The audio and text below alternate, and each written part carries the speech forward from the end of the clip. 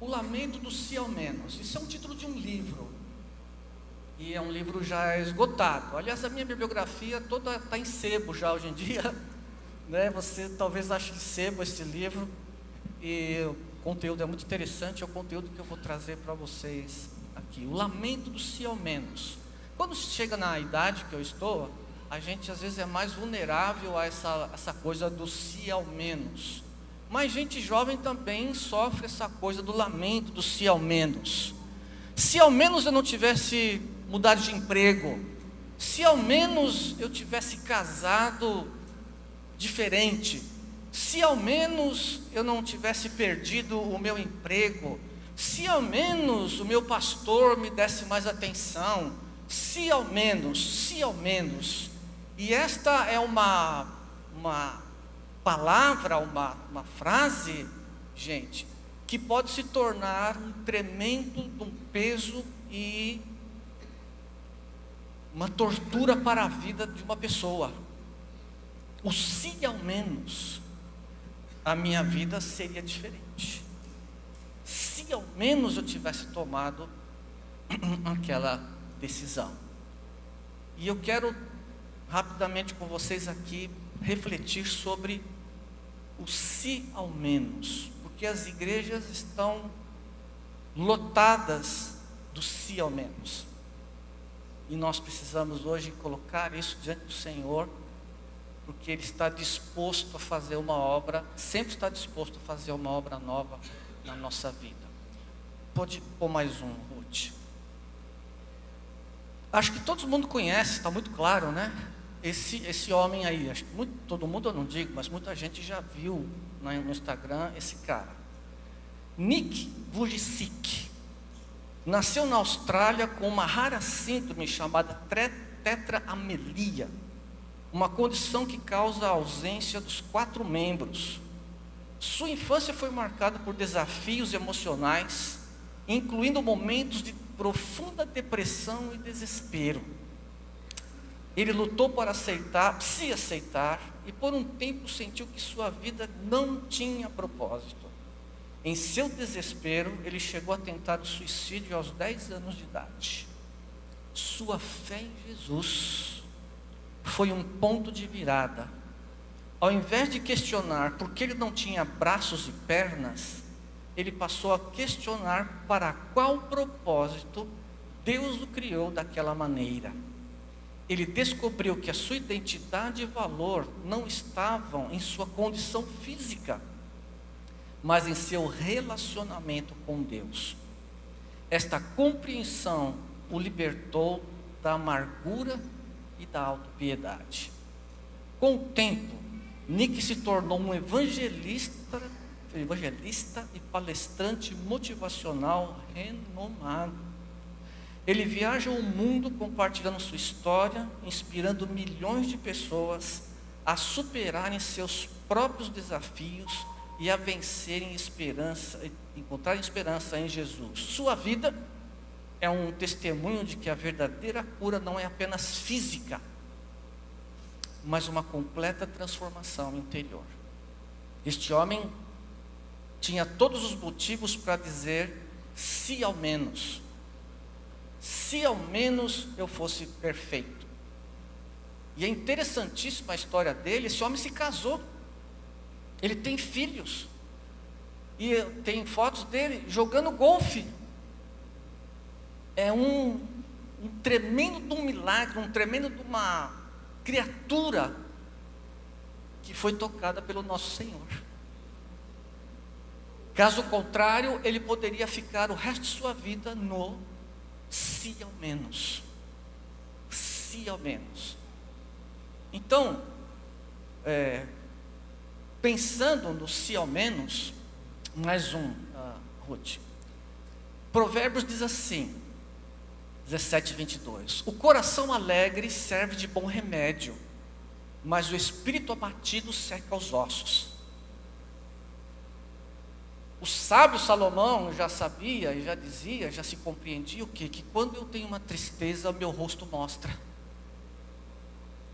Não dá para esconder, o rosto de paisagem não dura muito tempo. Quando eu tenho algo dentro de mim ruim, o rosto mostra. E quando eu estou alegre, o rosto mostra também. E é muito interessante, isso não é uma crítica, mas uma observação. Quando nós começamos os nossos cultos, nós sempre chegamos e falávamos: tudo bem, você está bem? Tudo bem, tudo bem. Todo mundo sempre fala: tudo bem, tudo bem. Mas uma grande maioria não está bem. E se um dia um cara falar para você: não estou bem não, o que você vai fazer? Porque nós acostumamos a dizer isso, porque nós não queremos mostrar o que não está bem. Porque o se ao menos está esmagando a nossa vida. O se ao menos está fazendo a gente sangrar. Pessoas crentes que amam a Jesus, que andam nos caminhos de Deus, sentados nos nossos bancos, que levantam as mãos, que dão os dízimos, as ofertas, gente que prega, que canta, e está escravizado ao si ao menos. Então muitas vezes a raiz dos nossos problemas, eu vou quebrar, como eu estou em casa, eu vou quebrar as leis da homilética, tá bom? Então eu vou ler com vocês. Muitas vezes a raiz dos nossos problemas emocionais e espirituais, no presente, está em feridas não cicatrizadas do passado. Experiências como traumas, rejeições e fracassos podem moldar quem somos e como nos relacionamos com Deus e com as pessoas. Cada um tem uma história. Cada um vem para a igreja com uma história, com uma família. Cada um vem com um acontecimento diferente. E muitas vezes essas coisas que aconteceram não se resolveram na nossa vida. Mas nós somos crentes, nós sentamos nos bancos, nós levantamos as mãos para louvar ao Senhor. Mas há coisas que precisam ser tocadas, mas elas doem muito. E nós não queremos que ninguém saiba disso. Mais um.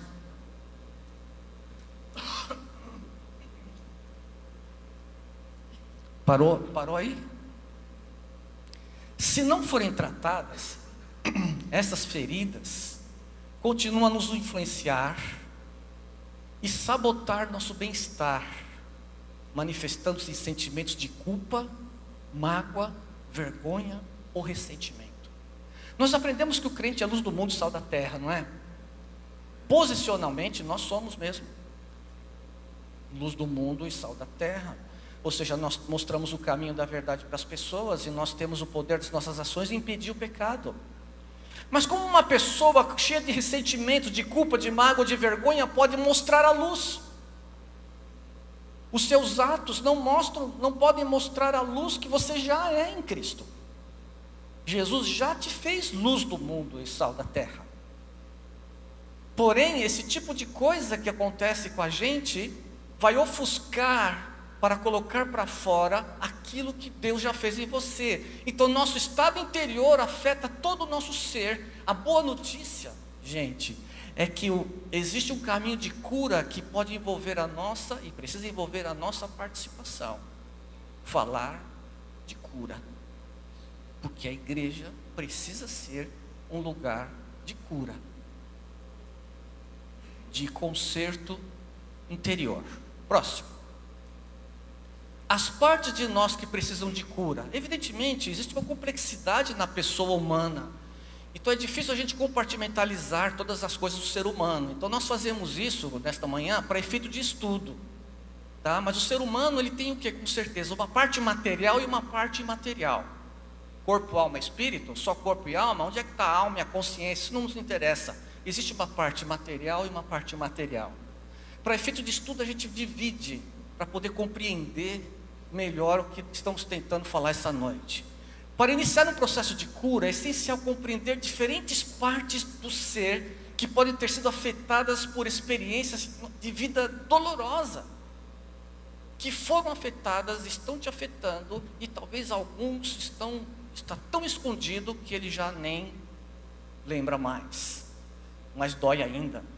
Próximo. 4 partes essenciais, pelo menos do ser humano, que a gente pode dividir. O eu sentimental. Essa é a parte que sente, mas que por ter sido ferida, muitas vezes reprime emoções por medo. A cura aqui envolve permitir-se sentir-se de forma genuína, sem culpa ou vergonha. Você já reparou, talvez aqui não esteja acontecendo isso, mas nós não choramos mais nas nossas igrejas?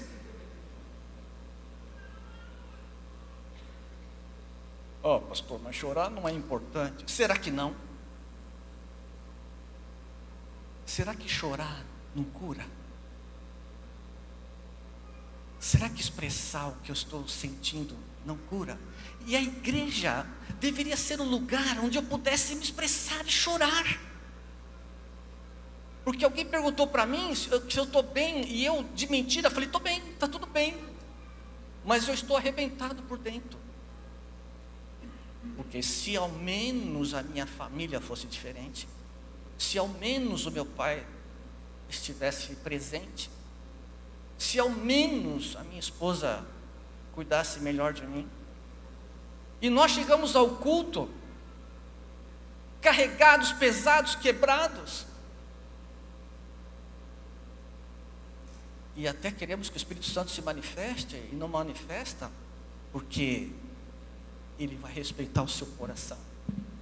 É interessante pensar que Deus tem poder de cuidar das galáxias, Ele domina as estrelas, Ele controla os buracos negros, mas Ele não toca no seu coração se você não deixar.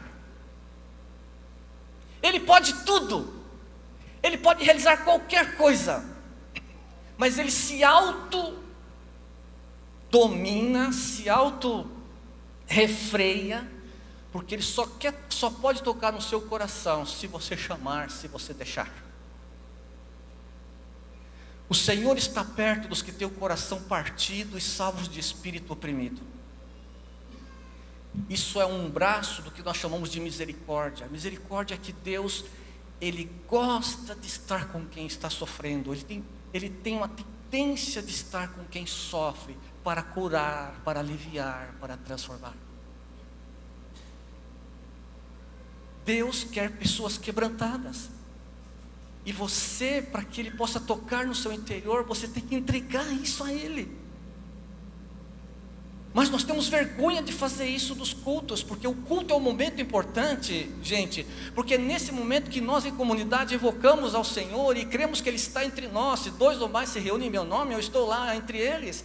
E nós temos a vergonha de expressar o que estamos sentindo, nossa emoção, nosso sentimento, nossa dor, porque afinal alguém vai olhar. Quer saber de uma coisa? Que se vire quem está do meu lado. Eu ia falar que se dane, né? Mas isso é ruim. Que se dane quem está do meu lado. Eu preciso alcançar a cura que o Senhor já me deu.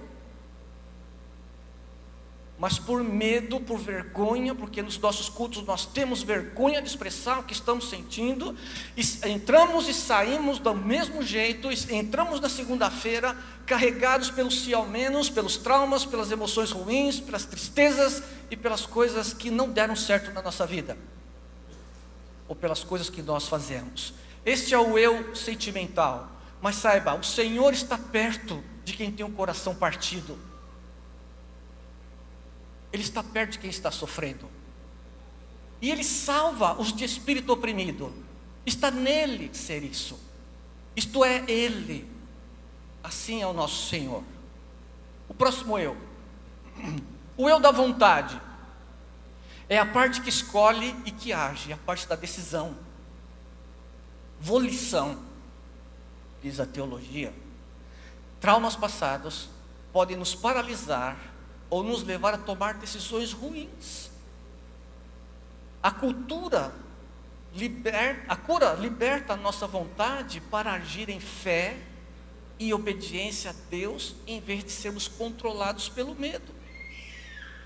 Eu tenho medo que as pessoas saibam o que eu estou sentindo, e eu me escondo, e fico anos sentado na igreja me escondendo, quando a igreja deveria ser, e ela é, o lugar de cura. E eu não deveria ter medo de me expressar na igreja o que eu estou sentindo, de deixar os meus irmãos verem. que o meu coração está quebrado. Se ao menos alguém me ajudasse nessa igreja, se ao menos alguém me desse atenção. Garanto para você que os pastores desta igreja não têm uma bola de cristal em casa e falam uma palavra mágica lá e você vai aparecer na bola de cristal mostrando a sua dor e o seu sofrimento. E nós nos escondemos, pois Deus não nos deu um espírito de covardia, mas de poder, de amor e de equilíbrio. Sabe isso que isso quer dizer? Há um espírito maravilhoso dentro de você, que te energiza, que te capacita a tomar as decisões necessárias para que você receba a cura que você precisa. Mas pastor, eu não sinto o espírito não é para sentir, era para ter fé. Nós vivemos hoje debaixo da teologia do sentimento. E sentimentos passam, sentimentos não são padrões para se tomar decisões, sentimentos não cabem para relacionamento com Deus. Relacionamento com Deus é fé. Eu creio que Ele está aqui, eu creio que Ele me ama, eu creio que Ele me recebe. Eu não sinto isso. Eu oro, ajoelho, oro em línguas lá no meu quarto e saio de lá sem sentir nada. Ô pastor, dá conta para esse cara, um pastor dessa situação, né? Porque nós queremos sentir, e sentir não faz parte do primeiro propósito de Deus na sua vida. O primeiro propósito é agir por fé.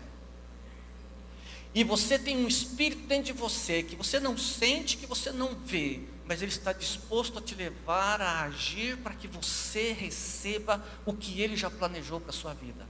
Cura e libertação. Estamos juntos? O próximo eu. O eu espiritual. É a parte que se relaciona com Deus. As feridas podem nos fazer sentir indignos do seu amor, né? Seu amor, ou que Ele está decepcionado conosco. Eu estou achando que Deus está com raiva de mim. Um dia eu falei para alguém assim, eu não estou conseguindo me olhar no espelho, porque eu estava com raiva de mim. E nós transferimos esse pensamento para Deus. Você pensa que Deus está com raiva de você? Deus nunca vai ficar com raiva de você. Você está transferindo para Deus o que você está sentindo. Não faça isso. Não ponha em Deus uma marca. Não rotule Deus. Não rotule que Ele está com raiva de você. Você que está com raiva de você mesmo. Ele não é assim. Quando o filho pródigo lá, o cara lá da história, se arrepende e tal, e ele vem, volta para casa todo estrupiado, diz o texto, Jesus diz no texto que o pai olha de longe. E o pai corre para ele. O pai corre para abraçá-lo. Ele não tinha falado nada ainda. Esse é o nosso Deus. Mas eu fiz coisas ruins, eu tenho vergonha do que eu fiz. Bom, é muito bom você ter vergonha do que você fez. Mas não atribua a Deus a falta de misericórdia que você tem para você mesmo.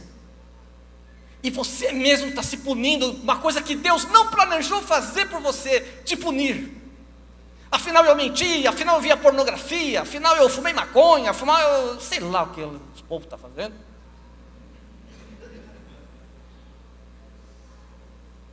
Andei pelado na rua. E eu estou com raiva de mim. Como que eu, pastor, pregador, como que eu fiz uma coisa dessa? E eu começo a achar que Deus está sentindo a mesma coisa. Deus é perfeito, amor, verdade e cura, meu amigo. E Ele não está com raiva de você. Eu tenho certeza, eu não preciso ser profeta, nem filho de profeta, que tem gente carregando pesos aqui há anos, achando que Deus não vai te receber, que Deus não vai te aceitar, porque afinal você já é crente, você já lê a Bíblia, você já se batizou, e você tem um problema sério na sua vida.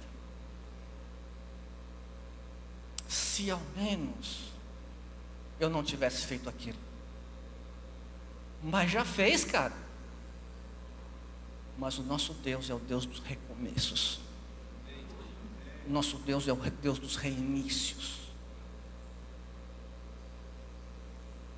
E Ele quer fazer isso com você essa manhã. Deus me trouxe essa manhã para falar isso para você. Pare de carregar uma carga insuportável que Deus não planejou para você carregar. Porque Cristo na cruz já carregou esse fardo. Ele já sofreu tanto, tanto no jardim, Ele sofreu tanto, tanto, para que você não tenha que carregar esse peso que que está oculto na sua vida, que você não quer que ninguém fale. Só que aí está tão pesado que você não consegue orar. Ah, mas Deus vai ouvir minha oração? Nossa, eu fiz aquela coisa horrorosa. Deus vai receber o meu cântico? Afinal, você está pensando isso. Deus não pensa isso. E entenda bem que eu vou falar, não vai interpretar de maneira errada. Deus, irmãos, Ele não quer, Ele sabe que nós pecamos. Ele não está exigindo que você não peque. Vai ser muito louco isso, né? Não tira da gravação. O que Deus quer são pessoas que se arrependam. Se dissermos que não temos pecado, mentimos, fazemos Deus mentiroso. 1 João, capítulo 1. Ele sabe quem você é. Ele sabe quem você é. E eu não consigo me aguentar do jeito que eu sou. Mas Deus tem graça e poder para te receber. Então essas coisas todas da nossa vida nós achamos então que Deus está decepcionado comigo, Deus está bravo comigo, Deus não quer me receber. Foi uma coisa errada. Nós não verbalizamos isto, mas vivemos isso. E a igreja que seria o lugar de receber, de entender e de abraçar, às vezes a igreja se torna acusadora, às vezes a igreja se torna julgadora, e por isso as pessoas não abrem seus corações e permanecem no seu pecado e na sua dor. Filipenses 4:7 nos lembra o quê? Que a paz de Deus, que excede todo entendimento, guardará os nossos corações e sentimentos em Cristo. Jesus dá evidência para um coração curado. A paz de Deus na sua vida, apesar do que você fez. 1 João capítulo 2, versículo 1 diz: filhinhos, não pequeis, mas se pecarmos, nós temos um advogado, Jesus Cristo o justo. Quem é o advogado? É quem me defende. E o versículo 3 continua: e ele é a propiciação pelos nossos pecados. Sabe o que é propiciação? Pagamento. Remissão, redenção, propiciação são palavras gregas com a mesma raiz, que significam, sabe o que? Libertação mediante pagamento. Ele já pagou tudo de errado que você fez. E se você está levando, você está desmerecendo a obra que Ele fez por você.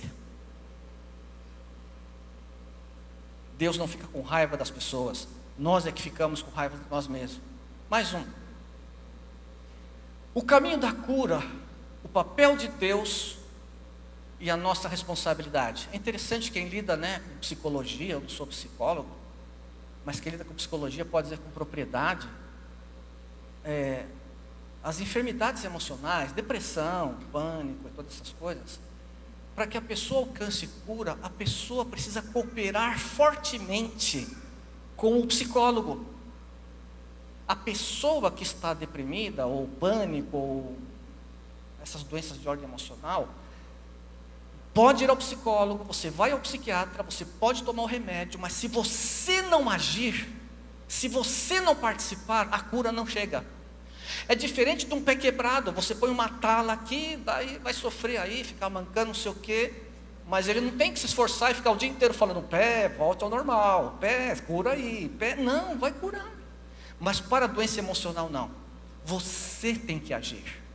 A diferença é que tem o Espírito Santo do seu lado. Pastor, eu não consigo, eu não tenho força. Eu sei, mas o Espírito que está em você tem esse poder. Porque não recebemos um espírito de covardia, mas de força, de amor, de moderação. Então o que isso quer dizer? Você tem que mostrar que você está sofrendo. Há poder nisso, entende? Alcoólicos Anônimos, 12 passos lá, tem gente que conhece disso, né? Mas para todos os casos de viciados, qualquer tipo de vício, o primeiro passo e mais forte é dizer: eu sou viciado. Enquanto o adicto não fizer isso, ele não sai do lugar. ele tem que declarar para pessoas, para o grupo lá que ele vive, nos 12 passos e tal. E às vezes temos que declarar na igreja: eu sou viciado. Se expor é a sua responsabilidade. Deus está pronto para mexer, mas enquanto você não entregar o coração, Ele não vai agir. E eu preciso reconhecer: eu sou viciado. Pastor, eu tenho uma tristeza constante. Eu tenho uma tristeza que não me larga. É o início da depressão. Eu podia dizer muita coisa para você sobre isso. Mas nós nos envergonhamos, porque afinal eu prego a Bíblia, eu ensino, eu aconselho pessoas. Como é que eu vou dizer para alguém que eu tenho uma tristeza constante? E esse mundo enlouquecido do jeito que está, nos deixa mais tristes ainda. O primeiro passo é se expor. O primeiro passo é reconhecer diante de Deus, diante dos homens. A cura interior é um processo divino, mas que exige nosso envolvimento. E existem alguns passos essenciais. Que horas vocês vão desligar meu microfone, hein? Que o Eto falou, eu esqueci. Meio-dia? Vai dar tempo. Reconhecimento e confissão. O primeiro passo, gente, é ser honesto sobre as feridas, reconhecer a dor, a mágoa do passado e confessar a Deus como isso nos afetou. Reconhecer. Meu pai foi ausente, meu pai abusou de mim, a minha mãe não me ama, o pastor me ofendeu, o pastor da outra igreja pisou em mim, o abuso espiritual, meu sócio me traiu, a minha namorada me traiu, minha mulher me traiu, eu me divorciei, não aguento o divórcio. Admitir isso. Deus falou para Josué, quando foi entrar na terra prometida, Deus falou assim: olha, esse povo que está aí, mora nesse lugar, Cananeu, Ferezeu, Jebuseu, todos os deuses que estavam lá, eles praticam um monte de coisa que vocês não vão praticar. Eles dão os filhos deles para os mortos, para os demônios. Eles têm uma vida promíscua no mais alto grau.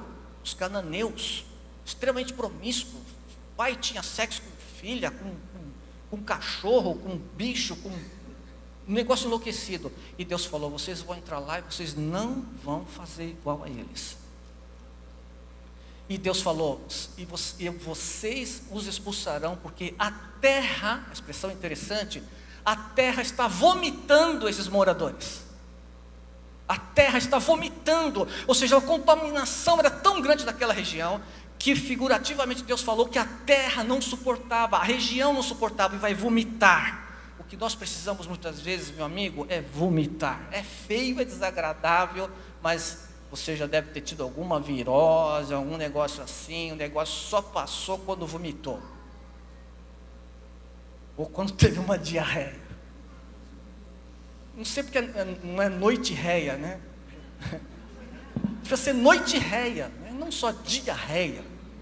Porque não acontece às vezes de dia. E o negócio sai da pior maneira possível. A vida emocional é igualzinho. Traz repugnância para Deus. E precisa vomitar, a curar. Esse é o primeiro passo, um dos passos. Próximo. O perdão. Aí, rapaz, se eu falo de perdão, é uma anarquia completa. O perdão de Deus é a base de cura. Ele nos perdoou. É vital que perdoemos também aqueles que nos feriram. O perdão é um ato de vontade. O perdão não é um sentimento. Eu não estou com vontade de perdoar, então vai ficar escravizado o resto da vida. Eu já contei minha história aqui algumas vezes. Estou ficando velho, a gente começa a repetir de novo a minha história, né? Eu fui pastor de uma igreja, da mesma igreja, há quase 30 anos. Quase 30 anos. Pregando no mesmo púlpito. E para encurtar a história, fizeram uma coisa lá, eu fui traído. Fui traído pelos meus líderes, por pessoas que eu evangelizei, que aceitaram Jesus comigo, pessoas a quem eu apresentei os filhos, fiz o casamento, apresentei os filhos, fui horrorosamente traído. E saí de lá arrebentado, destruído. Quem sabe um pouco mais disso é o pastor Nassau. E eu estava enlouquecido quando eu saí, por causa da raiva, da traição. Eu já tinha minha filha casada, meu filho para casar. E eu fui orando e planejando, eu comecei a mandar meu currículo para um monte de lugar. Não procurei igreja, procurei agências missionárias. Aí o que aconteceu? Uma agência missionária lá em João Pessoa, na Paraíba, me chamou. Pode vir para cá. Fui lá com um trabalho voluntário. Arrebentado, quebrado, traído, destruído, enlouquecido. Larguei minha mulher aqui e fui para João Pessoa sozinho. Deixei ela aqui, porque senão eu ia enlouquecer. E quando eu cheguei lá, eu me tornei professor então de vários assuntos. Dei aula para mais de 250 alunos em João Pessoa. Fiquei 11 meses lá. Na verdade eu queria morar lá. E meti a cabeça no trabalho e dei muitas aulas, mas todo dia de manhã, todos os dias de manhã, fiquei 11 meses lá, um ano letivo, fiquei lá, todos os dias pela manhã. Eu pegava a minha Bíblia, arrasado, quebrado, destruído. Eu queria matar alguém, eu precisava matar alguém. Eu tinha necessidade de matar alguém. Mas eu pegava a minha Bíblia, e eu era crente velho o suficiente para saber, eu não posso ter amargura em meu coração. Eu não posso ter. Mas eu sei como resolver isso. Mas Deus, Deus, o Senhor complicou muito esse negócio. E todos os dias de manhã, eu lançava perdão para cada pessoa que me traiu. Citava pelo nome cada pessoa. Todos os dias, por 11 meses, eu dava meu perdão. Com lágrima, com raiva, com dor, com o se ao menos. 11 meses. E sabe o que aconteceu? Voltei para São Paulo, não deu certo ficar lá. E sabe o que houve? Voltei curado. E posso falar disso livremente hoje. Já faz mais de 13, 14 anos.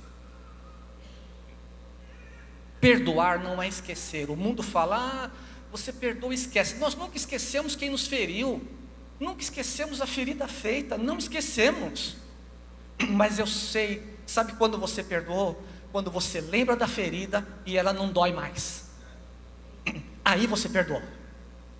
Então, meu amigo, você precisa perdoar hoje. Você precisa dar o perdão amanhã.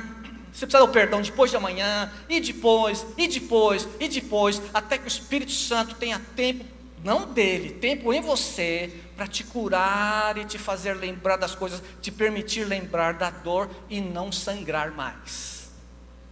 Perdão. E quando estiver orando, perdoai.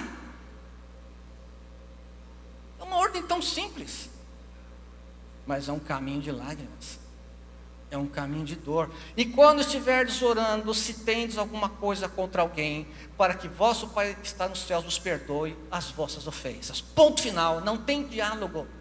Não é permitido ao Filho de Deus guardar mágoa. Então, mais uma vez, não é crítica, mas é observação, né? Às vezes chegamos no culto, vocês estão felizes, e nós queremos levantar o culto, não é? E o pessoal, estou feliz, estou feliz. Não há nada de errado em falar isso para o povo, mas o que nós precisamos saber é, nosso povo está sangrando. Por isso que eu estou falando isso esta manhã, aqui.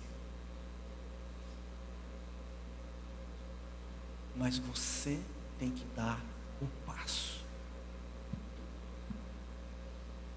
para que você comece um princípio de cura na sua vida. Porque às vezes as feridas são muito terríveis, às vezes as feridas são muito ruins mesmo, e tem que haver um processo na sua vida de cura. Tem mais um? Renovação da mente, falamos muito sobre isso, né? A cura envolve substituir pensamentos negativos e mentiras por verdades bíblicas. Conhecereis a verdade, as verdades libertará. Quer dizer, eu preciso da palavra de Deus. O Salmo 23, o Senhor é meu pastor e eu não tenho falta de nada. O Senhor me leva a lugares tranquilos. Ele vai me levar a águas refrescantes. Ele me leva aos pastos tranquilos. E o Senhor é aquele mesmo no vale da sombra da morte, Ele está comigo. Ele vai pôr uma mesa diante dos meus inimigos. Ele unge a minha cabeça com óleo, me dá uma mesa farta. E sabe, ao final de tudo, eu vou morar na casa dele. Colocar a palavra de Deus no seu coração e na sua boca. Por isso que pregamos a palavra todo domingo aqui, para ajudar as pessoas a terem mais palavras, explicar mais a palavra. Por isso que se tem RG ou o grupo discipulado, para mostrar a palavra, porque o poder está na palavra.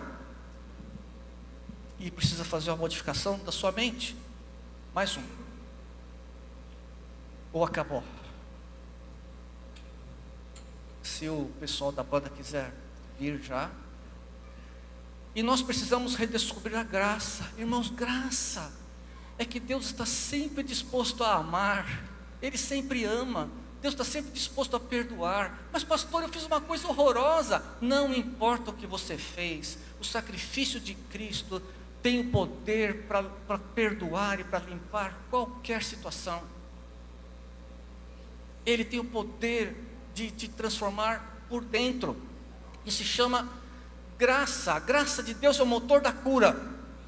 Nós não somos curados por mérito, mas por essa graça que nos ama incondicionalmente. Aceitar essa graça nos permite liberar a vergonha da culpa. Deus prova o seu amor para conosco, tendo Cristo morrido por nós, sendo nós ainda pecadores.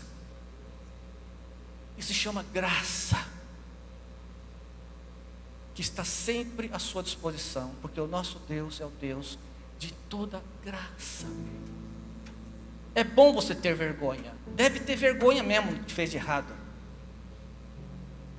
mas a vergonha não deve paralisar e impedir da cura. Só mais um, Ruth. Papel da comunidade, né? O pastor falou. Irmãos, a igreja é linda. Ah, não fala isso, eu vi numa igreja que era um horror. Nós estragamos a igreja. A igreja é linda. Deus fez uma comunidade que ampara os fracos. Jesus falou, vou edificar uma nova sociedade. A minha igreja é uma comunidade que recebe o fraco. É a comunidade que ama quem está errado. É a comunidade que dá palavras de apoio. É a comunidade que... A igreja é linda, irmãos. Jesus planejou a coisa mais especial da raça humana, depois da família, que é a igreja.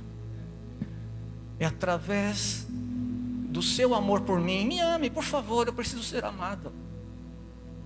Mesmo sendo feinho, estranhinho, mesmo sempre meio desanimado, por favor, me ame. E o amor é curador. Só a igreja, além da família, só a igreja pode fazer isso. E nesta manhã eu quero orar com você. Eu vim aqui, eu não sei porque que eu vim aqui, né? Eu sei que o Tiago pediu para ver. Eu vim aqui.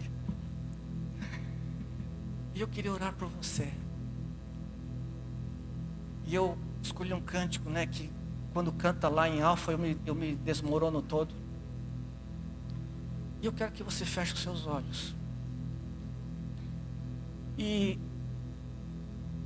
talvez você esteja vivendo o lamento do seu menos.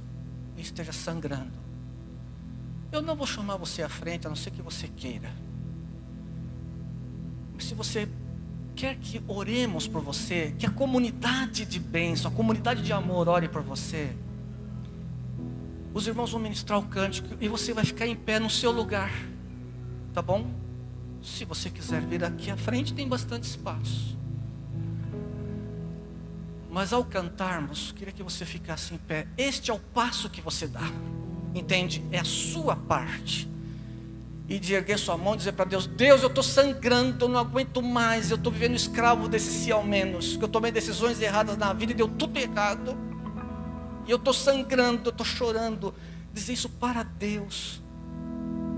Porque o Espírito Santo está aqui, está em você, para te curar. ou iniciar um processo de cura.